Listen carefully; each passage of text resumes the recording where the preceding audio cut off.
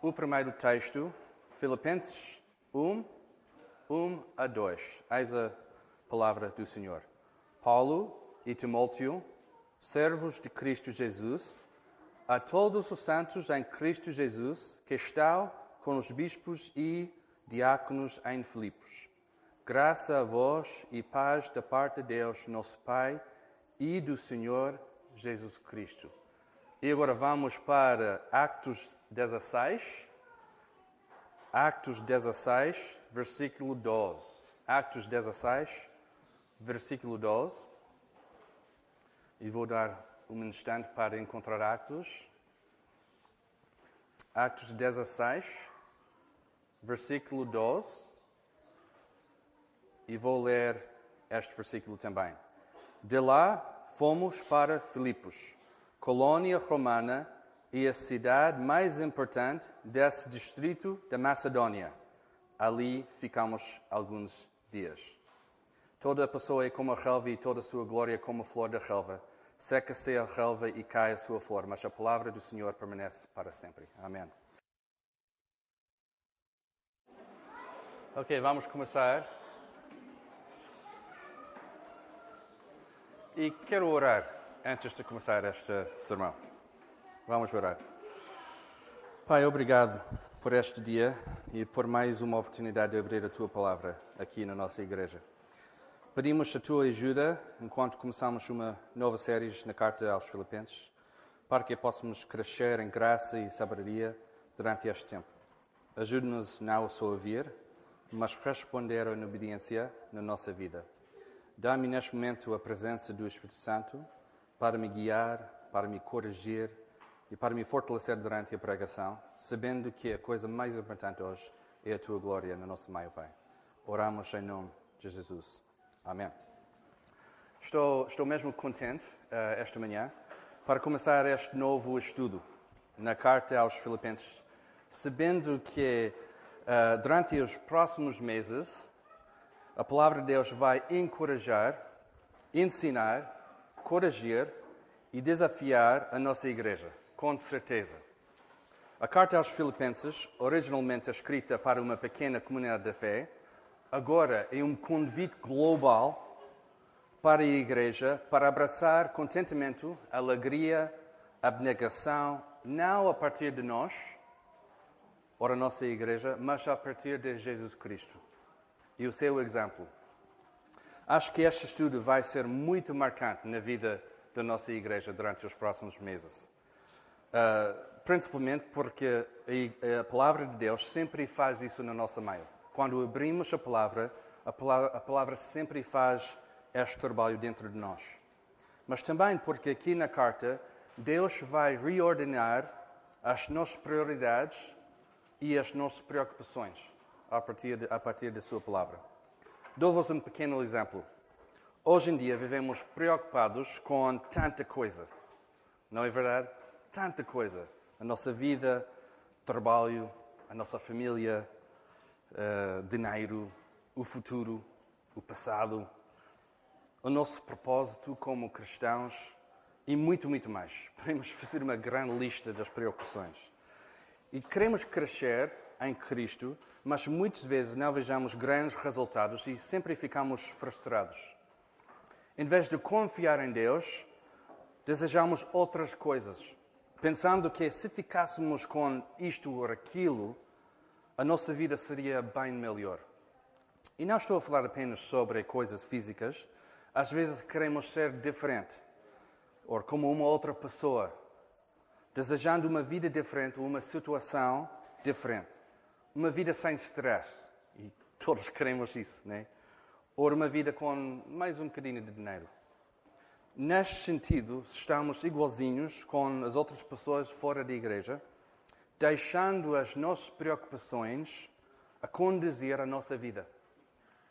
Mas aqui na Palavra de Deus temos um conceito radical de contentamento. Não a partir das nossas emoções, circunstâncias ou desejos, mas completamente baseado em Cristo.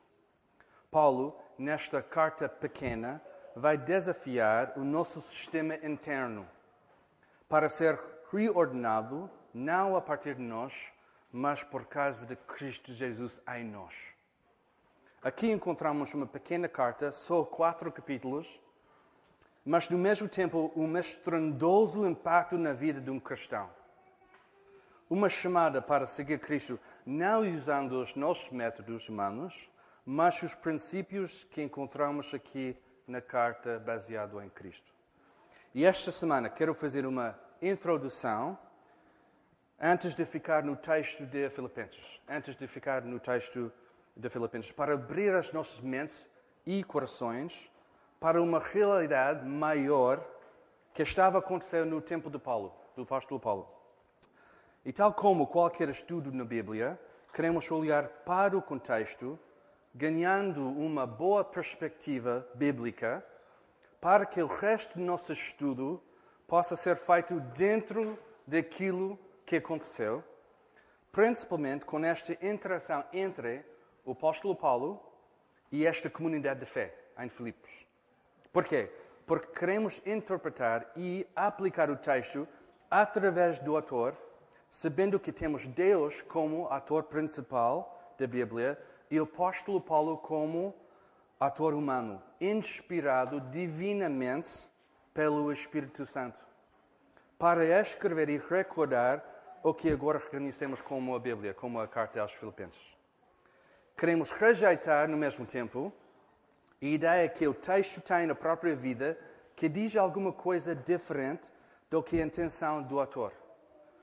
E queremos rejeitar também a ideia que nós, como leitores, podemos tirar conclusões diferentes ou opostas do autor também. Por isso, o contexto de Filipenses é mesmo importante. E esta carta tem um contexto dentro do espaço e tempo que encontramos no livro dos Atos. Sabendo isto, vamos ficar em Atos 16 esta semana, para que possamos continuar bem plantados no contexto da carta aos Filipenses. Em Atos temos a história da igreja primitiva, ou seja, como a igreja nasceu e cresceu. Os 4 evangelhos apresentam a história de Jesus, o seu nascimento, ministério, morte e ressurreição. E Atos começa com a ascensão de Jesus no capítulo 1, Pentecostes, dia de Pentecostes, no capítulo 2, e o vindo do Espírito Santo, a primeira igreja em Jerusalém no fim do capítulo 2, e até o capítulo 28, o fim, temos a igreja em movimento. A igreja que está a plantar mais igrejas, a igreja que está a espalhar o Evangelho. E obviamente estou a saltar muito aqui, neste breve resumo. Mas se Deus quiser, vamos ficar muito tempo em Atos em 2020 e provavelmente 2021. Será muito difícil usar apenas um ano para caminhar pelo livro de Atos. Mas vamos ficar a partir de janeiro de 2020 em Atos, a descobrir o que a igreja é, o que a igreja fez e como é que nós podemos aplicar isso no nosso meio. Mas tudo isto para dizer que encontramos a história da igreja em Filipos, aqui em Atos, e especificamente em Atos 16. Por isso faz muito sentido começar o nosso estudo na carta aos Filipenses, aqui em Atos, para percebermos o contexto da carta antes de começar a estudá-la. Abrem então as vossas Bíblias, e provavelmente você está lá agora, para Atos 16, 12. E vamos ficar aqui esta semana para depois, na próxima semana, vamos começar em Filipenses. No versículo 12, temos este grupo de missionários enviados da igreja de Antioquia, em Atos 13, e esta atualmente é a segunda viagem missionária de Paulo. E este grupo, a chegar à cidade de Filipos, uma colônia romana e a cidade mais importante desse distrito da Macedônia. Hoje em dia, lemos esta parte e não é nada significante para nós, não é? Às vezes passamos rapidamente pela esta parte. Mas aqui temos uma mudança incrível no ministério do apóstolo Paulo. Versículo 9 diz: de noite, Paulo teve uma visão. Nela, em pé, um homem da Macedônia suplicava-lhe: vem para a Macedônia e ajuda-nos. E Paulo, sabendo que esta visão foi de Deus, concluiu que Deus os havia chamado para lhes anunciar o Evangelho. Este é o motivo desta viagem à Macedónia. E aí foram.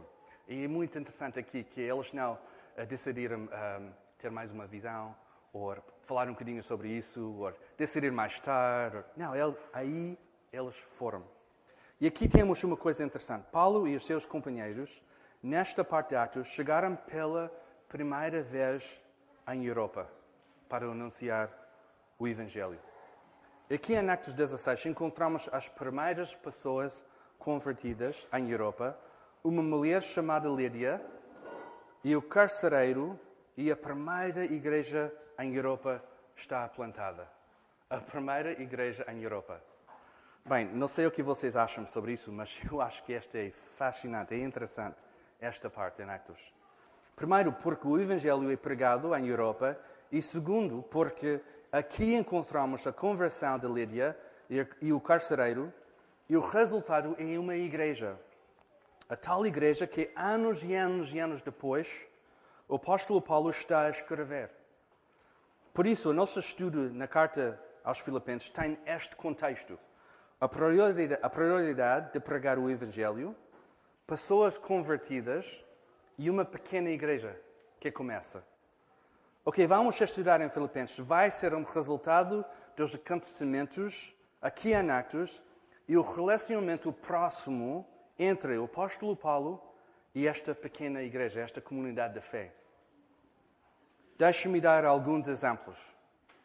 Em Filipenses 1, Paulo diz: dou graça ao meu Deus todas as vezes que me lembro de vós, fazendo sempre súplicas por todos vós, em todas as minhas orações, com alegria, em razão da vossa cooperação na causa do Evangelho, desde o primeiro dia até agora. Desde o primeiro dia até agora. Paulo está a lembrar tudo o que aconteceu e tudo o que começou em Filipos, mas também como a igreja continuava a apoiar Paulo durante os próximos anos. E aqui em Filipenses não temos pessoas desconhecidas, mas se ligamos ao que Paulo está a escrever com a igreja de Filipos, Lídia e a sua família, o carcereiro, que curiosamente não tem nome, e a sua família, e provavelmente outros também. Temos pessoas vivas aqui, não apenas um conceito geral que Paulo está a referir. Outro exemplo. Em Filipenses 1, Paulo diz: irmãos, quero que saibas que as coisas que me aconteceram contribuíram para o avanço do Evangelho. Aqui, certamente, Paulo está a referir à situação presente e como ele foi preso em Jerusalém e depois levado a Roma. Mas aqui em Atos temos o contexto. Paulo também ficou preso em Filipos e o que aconteceu contribuiu para o avanço do Evangelho. É especificamente o que aconteceu na prisão e vamos falar sobre isso daqui a pouco. Os ouvintes de Paulo entenderam perfeitamente o que Paulo estava a comunicar, precisamente por causa dos acontecimentos que encontramos aqui em Atos 16. E deixe-me dizer, faz toda a diferença para nós agora, enquanto estudamos a carta aos Filipenses, porque em vez de ler esta carta mais distante do contexto, de facto podemos ficar mais próximos para entender mais e cumprir a intenção do autor desta carta e o que Deus quer fazer no nosso meio. Porque agora, em 2019, o nosso objetivo não é apenas aprender mais informação sobre esta carta, mas mesmo aplicar a palavra de Deus às nossas vidas, pelo poder do Espírito Santo. Ok, vamos agora ficar em Atos 16 e quero rapidamente falar sobre 3 episódios aqui no capítulo e depois quero explicar como estes exemplos possam ajudar-nos no nosso estudo durante os próximos meses. Porque se Deus quiser, vamos ficar em Filipenses até Natal. E depois, durante o mês de dezembro, no Natal, vamos ter um outro tema e depois em janeiro começar em Atos. O primeiro episódio, a conversão de Lídia, Atos 16, 13 a 15. Vamos olhar para o texto. No sábado, saímos da cidade para a Barra do Rio, onde julgávamos haver um lugar de oração. E sentados, falávamos às mulheres ali reunidas. Uma das mulheres que nos ouviram, chamada Lídia, vendedora de tecidos de púrpura, da cidade de Tiatira, era temente a Deus. O Senhor lhe abriu o coração para acolher as coisas que Paulo dizia. Depois de batizado com as pessoas em sua casa, ela nos suplicou: se me considerais crente no Senhor, entrai e permanecerei em minha casa. Ele insistiu para lá ficarmos. Paulo e os seus companheiros, no dia de sábado, saíram da cidade para um lugar de oração. E o padrão de Paulo sempre era encontrar uma sinagoga dentro da cidade. Mas aqui na Europa, a entrar na Europa, não se encontrava, provavelmente porque não havíamos homens judeus suficientes. De acordo com a lei judaica, era preciso 10 homens para começar uma sinagoga. Mas Paulo, sabendo isso, decidiu sair da cidade para encontrar um lugar de oração. E lá eles encontraram algumas mulheres reunidas e temos a conversão de Lídia, a primeira pessoa recordada na Bíblia para converter em Europa. Lídia, uma vendedora de tecidos, acreditava em Deus, mas Deus abriu o seu coração para as coisas que o apóstolo Paulo dizia. Incrível, não é? Não sabemos exatamente o que Paulo dizia, mas temos a certeza que Paulo pregou o Evangelho. Por quê?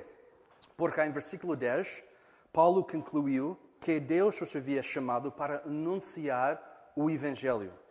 Também sabemos que o apóstolo Paulo sempre pregava o Evangelho. Sempre, em qualquer circunstância e qualquer lugar.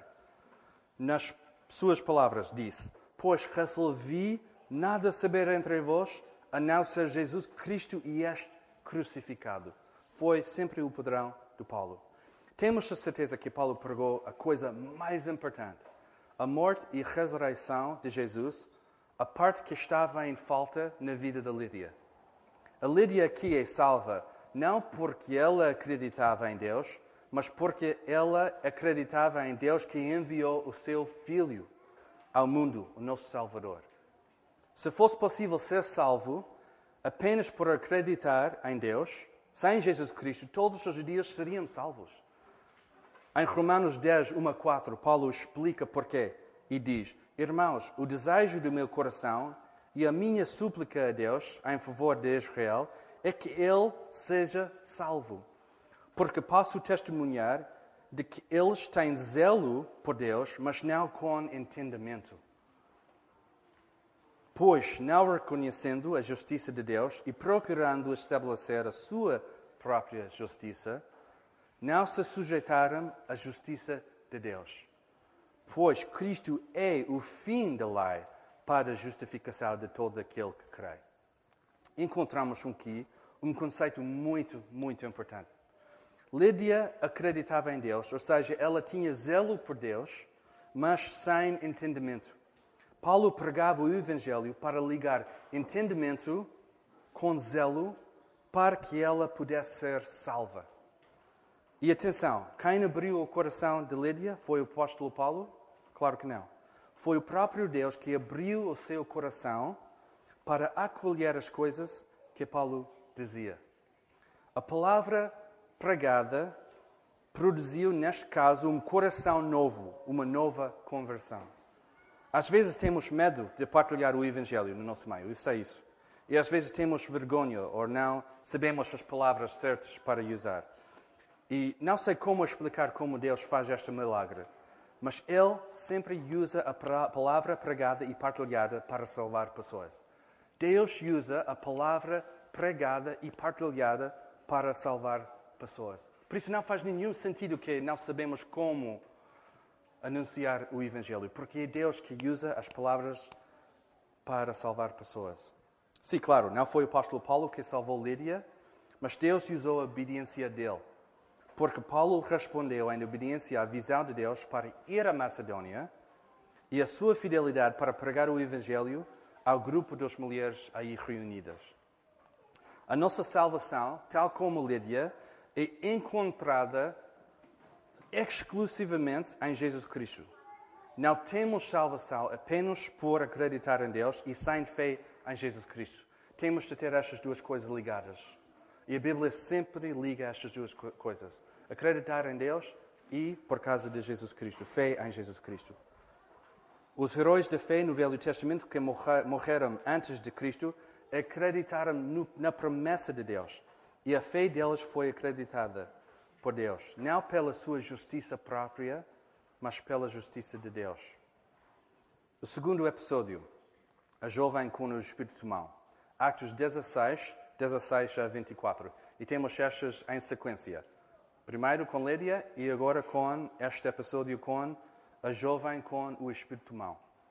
Depois da conversão de Lídia, Paulo continua a pregar o Evangelho, mas temos uma pequena história aqui que eu acho que tem muita graça.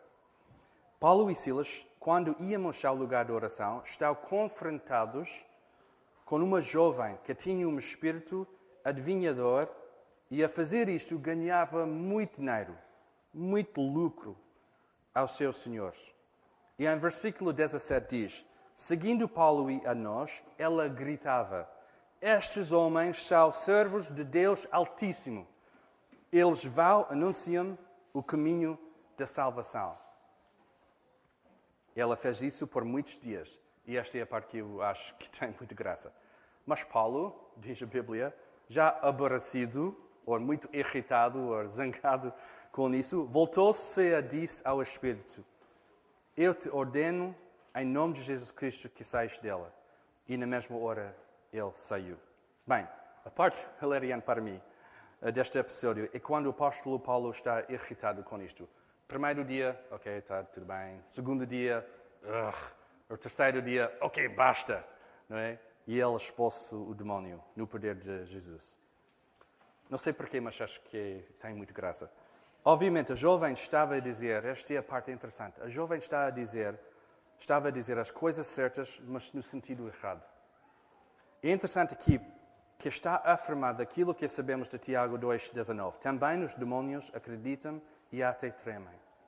A jovem, apesar de usar as palavras certas, está atormentada e precisa de ser libertada. Ela precisa de ser libertada. Paulo preferia ver a jovem não dizer estas palavras do que continuar a dizer as coisas certas enquanto ela está possuída por um demónio, por um espírito mau. Paulo expulsou o espírito mau em nome de Jesus Cristo, o único nome que tem poder para expulsar estes espíritos. Este episódio faz-me lembrar de Marcos 5. E nós, como igreja, já estudamos a carta o Evangelho de Marcos, muito, ultimamente. Quando Jesus expulsa o demónio chamado Legião. Esse nome é esquisito porque havia muitos espíritos. Também o homem com o espírito mau gritou a Jesus, que tenho eu contigo, Jesus, Filho de Deus Altíssimo. É interessante, não é? Esta ligação. Mas Jesus tinha compaixão e expulsou os espíritos maus para um grupo dos porcos aí estavam.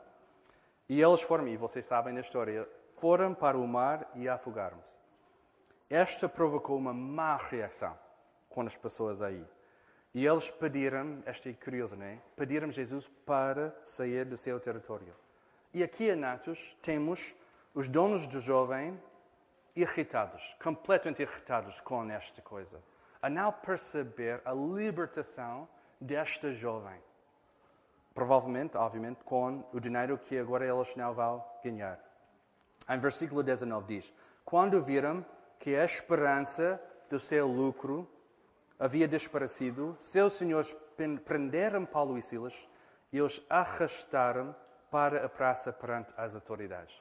E sabemos aqui o que acontece.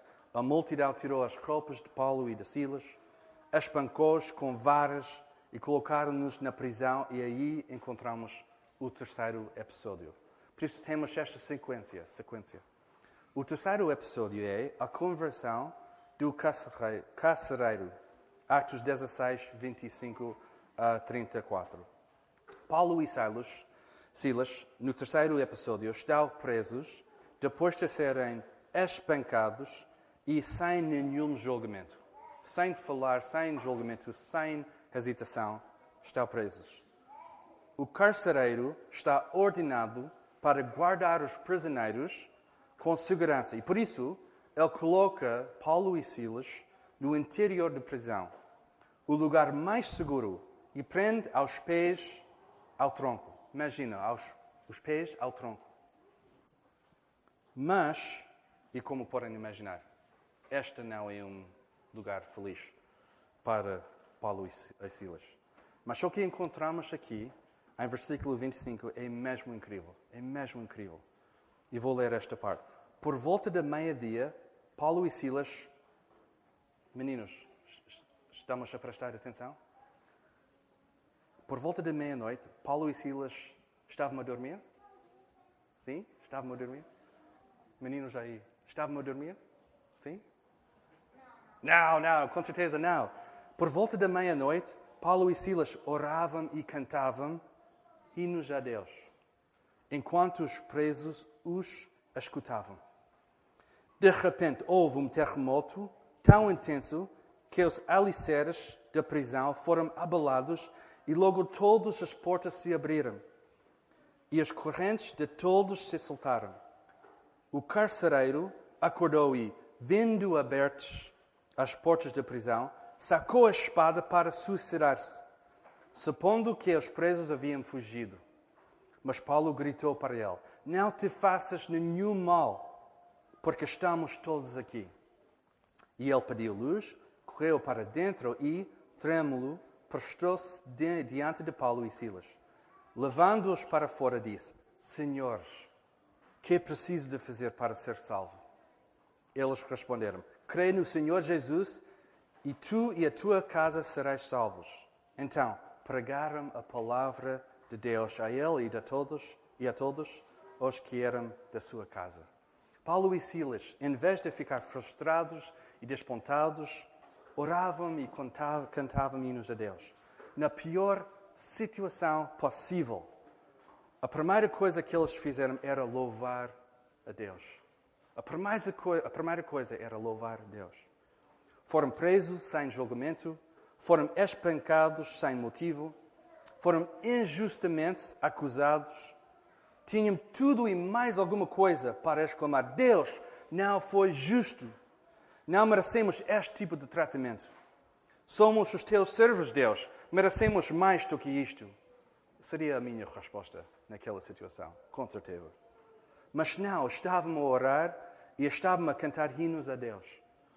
Contentamento dentro da pior situação possível. Um tema grande na carta aos Filipenses que o apóstolo Paulo vai expandir. Aqui temos mais uma conversão, mas esta vez de uma pessoa muito diferente do que Lídia.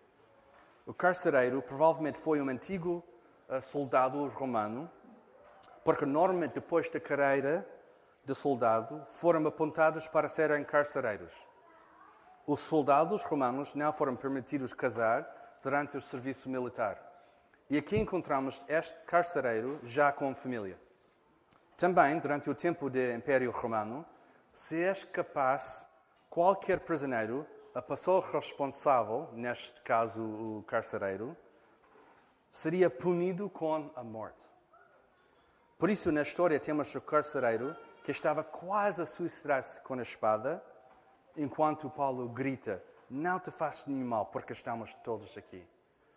O carcereiro, sabendo que Deus fez um milagre grande, diz as únicas palavras que faz sentido naquela situação: Senhores, que é preciso de fazer para ser salvo?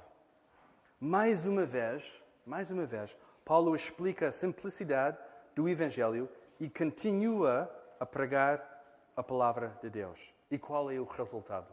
Em versículo 34, então os fez subir para a sua casa, pôs a mesa para elas e alegrou-se muito com toda a sua casa, por haver crido em Deus.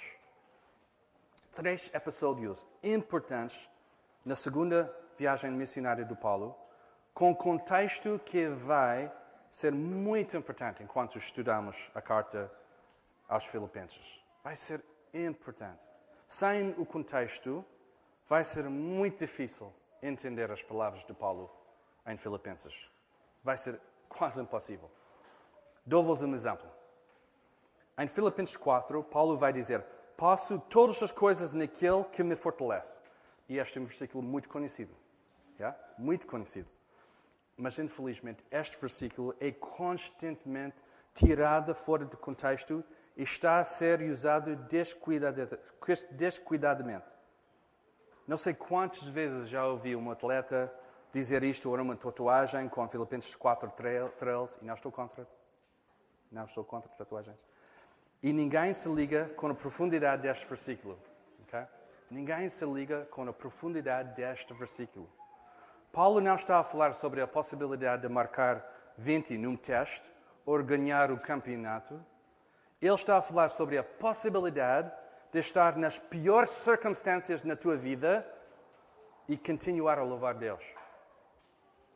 Sem no contexto, recebemos o ensino de Paulo em Filipenses, como esta que já mencionei, mas infelizmente passa-se rapidamente para fora quando estamos numa situação menos confortável e queixamos e gritamos a Deus: não é justo, Pai. Não merecemos este tipo de tratamento. E por isso é muito importante que saibamos o contexto. Quero acabar com 3 sugestões para o nosso contexto e estudo de Filipenses, a partir do contexto aqui que encontramos em Atos 16, a partir destes 3 episódios. E queremos lembrar estas 3 sugestões que eu tenho durante o nosso estudo, durante os próximos meses, porque vai ser vitalmente importante que lembramos o contexto de Atos 16 e aplicar isso durante este tempo de estudo. O primeiro, o avanço do Evangelho. O avanço do Evangelho. Em Atos 16, o Evangelho está a avançar, principalmente, obviamente, por causa da direção do Espírito Santo, a iniciativa do Espírito Santo. Paulo está em Filipos porque foi enviado lá para anunciar o Evangelho. Este é o propósito de ficar lá. Não é para passear, não é para visitar uma nova cidade. Esta é a razão pela qual Paulo está lá. No livro de Atos temos o tema constante de avanço do Evangelho para as pessoas que ainda não ouviram e as pessoas que precisam de ouvir o Evangelho. Temos Lídia, temos o carcereiro, uma nova igreja plantada e a expansão do reino de Deus naquele lugar. Esta vez em Europa, pela primeira vez. O Evangelho nunca para. Em capítulo 1 de Filipenses, Paulo vai enfatizar este princípio. Mas hoje em dia, infelizmente, achamos, ou pelo menos comportamos, como se o Evangelho não se movesse no nosso meio. Estamos parados no nosso evangelismo, ou pior, estamos indiferentes. Por isso, quero sugerir que recapturamos a urgência e a importância do Evangelho enquanto estudamos a carta aos Filipenses. Deixe-me repetir isso. Por isso, quero sugerir que recapturamos a urgência e importância do Evangelho enquanto estudamos esta carta aos Filipenses. Em outubro, vamos começar uma nova ronda de EBD. E esta é uma hora antes do culto. Nós estamos aqui às 10h30 para participar na escola dominical, a escola bíblica dominical.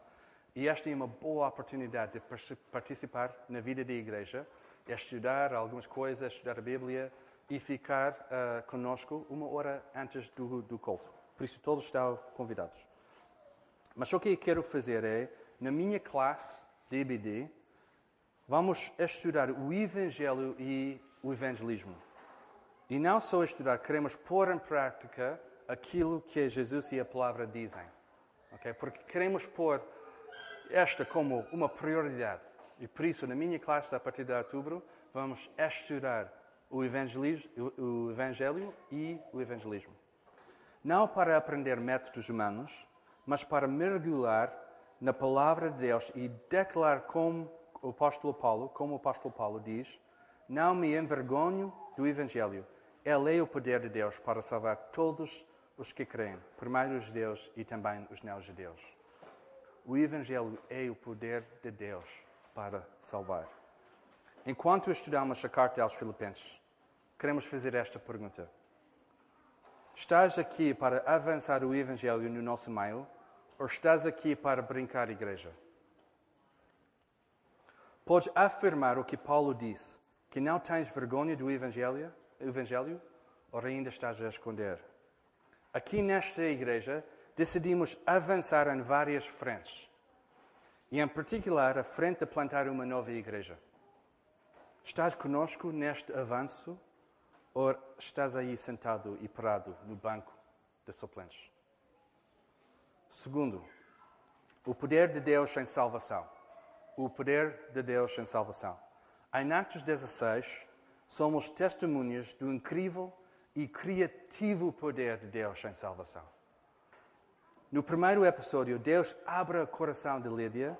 No segundo episódio, o Espírito Mau sai. E no terceiro episódio, Deus faz uma série de eventos para chegar ao carcereiro. Paulo, em Filipenses, vai sugerir um paradoxo bíblico, principalmente em capítulo 2 e 3, que explica o que Deus está a fazer em nós, que sempre é para a sua glória. E vamos estudar isso durante os próximos meses. Deus mudou o percurso de Paulo para se enviar a Filipos. Deus ordenou estas coisas para acontecer, incluindo o que é uma injustiça grave, e a única coisa que faz sentido no meio deste sofrimento é a perspectiva do Paulo em Filipenses. Porque não faz nenhum sentido este tipo de tratamento. Não faz nenhum sentido este tipo de tratamento quando pensamos humanamente. Mas a perspectiva de Paulo, em Filipenses 3, 7 a 12, faz todo o sentido. E vou ler esta parte em Filipenses. Mas o que para mim era lucro, passei a considerar perda por amor de Cristo. Sim, de facto, também considero todas as coisas como perda comparadas com a superioridade de conhecimento de Jesus Cristo, meu Senhor, pelo qual perdi todas estas coisas. Eu as considero como lixo para que possa ganhar Cristo e ser achado nele, não tendo por minha a justiça que procede da lei, mas sim a que procede da fé em Cristo. A saber, a justiça que vem de Deus pela fé, para conhecer Cristo e o poder da sua ressurreição e a participação nos seus sofrimentos, identificando-me com ele na sua morte, para ver se de algum modo consigo chegar à ressurreição dos mortos. Não que eu já tenha alcançado, ou que seja perfeito, mas vou continuar procurando alcançar aquilo para que também fui alcançado por Jesus Cristo. Só faz sentido dentro desta perspectiva de Paulo. Estes acontecimentos em Atos 16 não fazem sentido para nós. É sofrimento para sofrer, e neste não faz sentido. Mas com esta perspectiva que em Filipenses vamos encontrar e vamos entender e queremos aplicar às nossas vidas, faz todo sentido. Faz todo sentido. Paulo foi, neste sentido, usado divinamente para cumprir os objetivos de Deus e principalmente para manifestar o poder de Deus em salvação. E neste texto que acabei de ler, Paulo está a dizer que nada compara com Cristo. Nada. Valia a pena perder, sofrer, ter dificuldades, tudo, porque ele ganhou Cristo no meio de tudo. E confesso, não gostamos nada destas palavras. Perder, sofrer, dificuldade. Não gostamos nada disso. Mas para Paulo, valeu tudo para ganhar Cristo. Neste estudo, quero desafiar cada pessoa na nossa igreja para avaliar onde é que tu estás com isso. Estás pronto para perder, para ganhar Cristo? Estás pronto para perder alguma coisa, para ganhar Cristo? Ou ainda estás com as tuas mãos no volante da tua vida? Ainda estás assim? 3. O terceiro. Contentamento e confiança em Deus. Contentamento e confiança em Deus. Talvez um dos temas mais importantes aqui em Atos e também em Filipenses seja o tema de contentamento e confiança em Deus. No meio do sofrimento, Paulo e Silas estão a orar e cantar hinos a Deus. Depois do terremoto, Paulo diz: cá estamos, não te faças mal. Porquê? Porque ele tem confiança no plano de Deus. Ele não foge, mas está aí, sentado, à espera. Porquê? Porque ele tinha confiança em Deus, no plano de Deus. Naquela situação pior, ele tinha contentamento. O contentamento em Cristo e a confiança no plano de Deus são duas coisas que Paulo sabia seguir. E em Filipenses vamos entender mais sobre contentamento e confiança em Deus.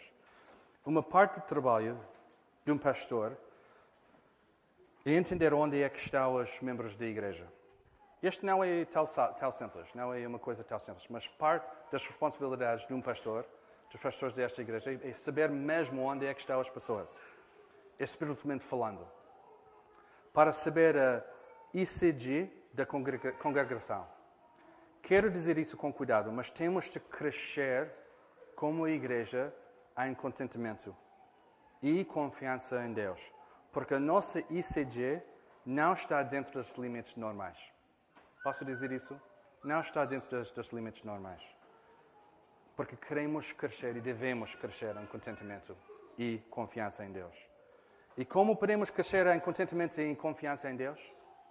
A carta aos Filipenses vai ser uma grande injeção de contentamento e confiança em Deus. Acredita em mim. Vai ser uma grande injeção de confiança no plano de Deus e contentamento. Paulo ensina-nos como confiar em Deus, como ter contentamento em qualquer situação, para ganhar Cristo em todas as circunstâncias da nossa vida. Estás pronto? Estás pronto para crescer em contentamento e em confiança em Deus? Fácil de dizer, mas difícil de viver. Deixe-me ser a primeira pessoa para levantar o meu braço, para dizer: eu tenho de crescer em contentamento e confiança em Deus. Eu tenho de crescer. Mas quem está comigo? A igreja está comigo? Agora, vamos terminar lembrando e celebrando Cristo Jesus enquanto tomamos o pão e bebemos o vinho, a ceia do Senhor. É uma boa oportunidade de fazer duas coisas. Se estás aqui e ainda não tens uma relação pessoal com Jesus Cristo, hoje é o dia da salvação. Deus quer abrir o teu coração, tal como Ele fez com Lídia. A mensagem do Evangelho é muito clara. Só tens de confessar os teus pecados e confiar em Jesus Cristo. Arrependimento e confiança em Jesus Cristo. Como Romanos 10 diz: se com os teus lábios confessares que Jesus é o Senhor e no teu coração creres que Deus o ressuscitou dos mortos, serás salvo. Temos fé dentro de nós e somos justificados. Afirmamos Jesus com os nossos lábios e somos salvos. Este é o Evangelho. Se estás aqui e tens uma relação pessoal com Jesus Cristo, hoje pode ser uma boa oportunidade de renovar o teu compromisso com as 3 sugestões que eu mencionei. Renovar a nossa confiança em Deus, o nosso contentamento em Jesus e afirmando o poder de Deus em salvação e a importância do Evangelho no nosso meio. Então, usas este tempo para refletir e pedir Deus para te ajudar durante estes próximos meses, durante este estudo na carta aos Filipenses. A graça do Senhor Jesus Cristo esteja com o vosso espírito. Amém.